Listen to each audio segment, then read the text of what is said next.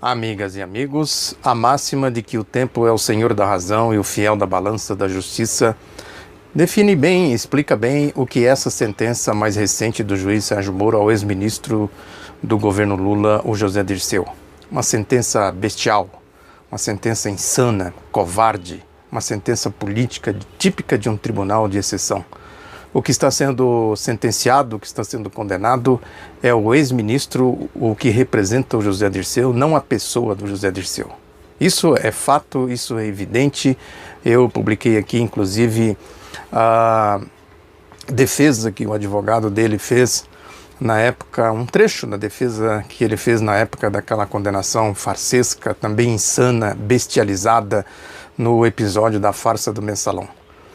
É uma acusação agora que se faz contra ele, que se liga diretamente àquela imbecilidade daquele promotor boquirroto, aquele crente de duas caras, o Deltan Dallagnol, fascistinha, mentiroso, pregador de farisaísmo, ao dizer que o Lula era o chefe de um esquema criminoso, quer dizer, seria o chefe do José Dirceu.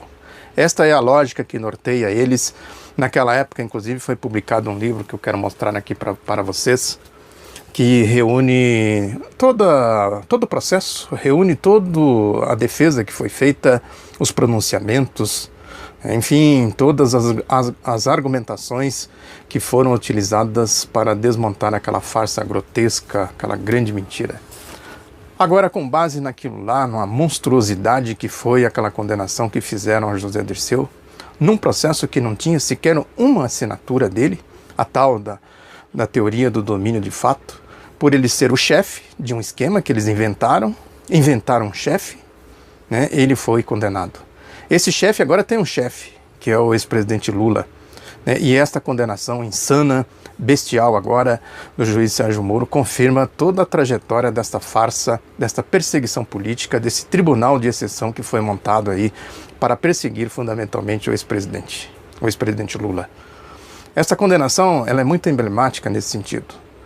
E o tempo que eu disse aqui, ele conta muito sim a favor de um e de outro. Conta a favor do José Dirceu, conta quem foi o José Dirceu, quem ele combateu, quais foram as bandeiras que ele levantou ao longo da sua trajetória de militância política de esquerda.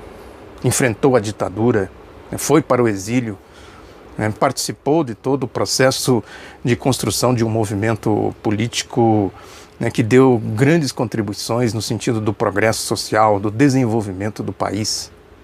Foi aí um dos ideólogos do PT, um dos construtores do PT. Podemos dizer que o PT tem defeito, como tem o José Dirceu, como todo mundo tem. Não há dúvida disso. Defeitos que se atribuem a ele, que a gente vê por aí. Evidentemente que alguns defeitos que o PT tem poderiam ser evitados. São defeitos tipicamente da direita, dos partidos da direita.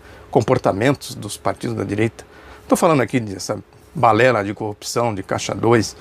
Estou falando de comportamento político mesmo, de ter uma visão mais ampla, de acolher as alianças, os aliados, de ter uma visão mais estratégica, mais profunda do que é as transformações, da necessidade das transformações sociais no Brasil. Mas são questões irrelevantes, são questões que não devem contar na avaliação deste processo agora da sua condenação. Agora o juiz Sérgio Moro Qual é o tempo do juiz Sérgio Moro? Qual é a sua história? É a história do roubo dos tucanos de Maringá? É a história do Banestado? É a história de uma grande quantidade de processos. Eu já falei em outro vídeo, deixo aqui também para vocês darem uma olhada. A grande quantidade de processos nebulosos nos quais ele esteve envolvido. O Sérgio Moro que põe a mulher, a esposa, para ser o porta-voz dele aí nas redes sociais, fazendo a defesa dele. O Sérgio Moro que vive na Globo, que vive nas páginas da revista Veja, do jornal Estado de São Paulo. É o Sérgio Moro que tentou calar o Rogério Cerqueira Leite quando ele fez aquelas contestações às posições arbitrárias deste juiz de exceção, deste juiz ecofascista. E outras coisas mais que já são aí de amplo conhecimento. Esse é o tempo do juiz. conta também o tempo do futuro.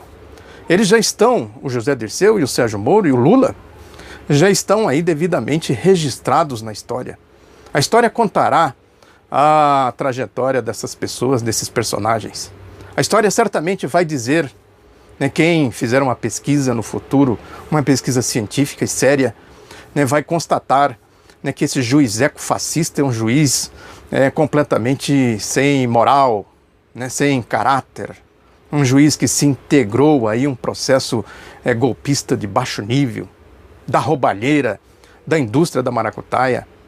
A ficha dele prova isso, a folha corrida dele prova isso, os comportamentos dele agora prova isso. Essa questão das delações aí da Odebrecht, essa é outra grande farsa. Agora já, por que eles mantêm lá o Marcelo Odebrecht e libera aí quase todos os outros delatores da Odebrecht? Por que não se abre o processo da Odebrecht, das delações da Odebrecht? Para exatamente fazer o que eles estão fazendo hoje.